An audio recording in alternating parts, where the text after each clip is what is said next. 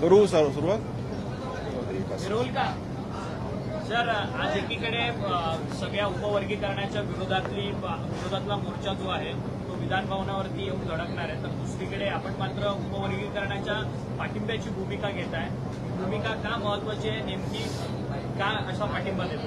खरं तर सर्वोच्च न्यायालय हे माननीय डॉक्टर बाबासाहेब आंबेडकरांनी अभिप्रेत असलेलं हे न्यायालय आणि न्यायालयाने ही भूमिका घेऊन 1 ऑगस्ट 2024 रोजी आरक्षण उपवर्गीकरण राज्यांनी जाहीर करावं असं जाहीर केल्यानंतर 5 राज्यांमध्ये कुठलाही विरोध न होता ते आरक्षण उपवर्गीकरण त्या ठिकाणी जाहीर झालंय.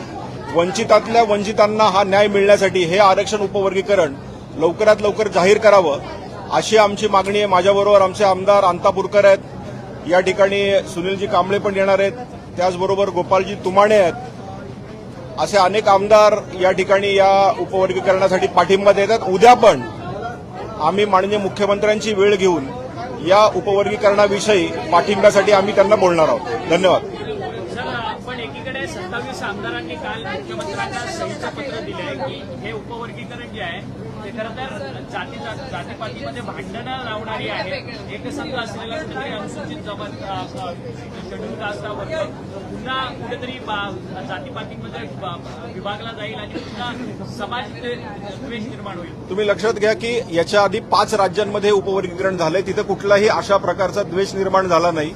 सगळ्यांना समान संधी मिळाली. महाराष्ट्रातही तसं काही होणार नाही आणि कुणीही कुणाच्या हक्काचं मागत नाहीये.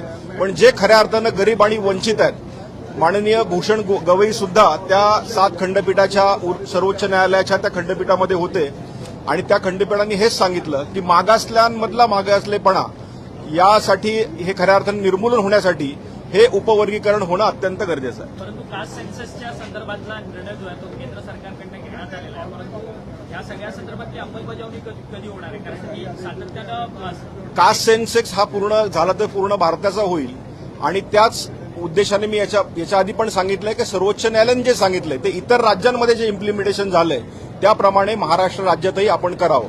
धन्यवाद.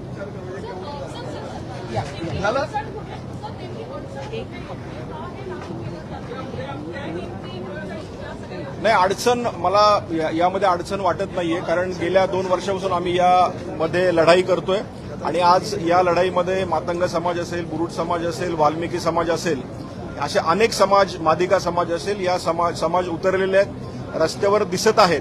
अनेक खरं तर जिल्ह्यांमध्ये मोठे मोठे मोर्चे झालेले आहेत. मला याच्यामध्ये अडचण येईल असं वाटत नाही, परंतु हे लवकरात लवकर करावं म्हणून आमची ही भूमिका आहे.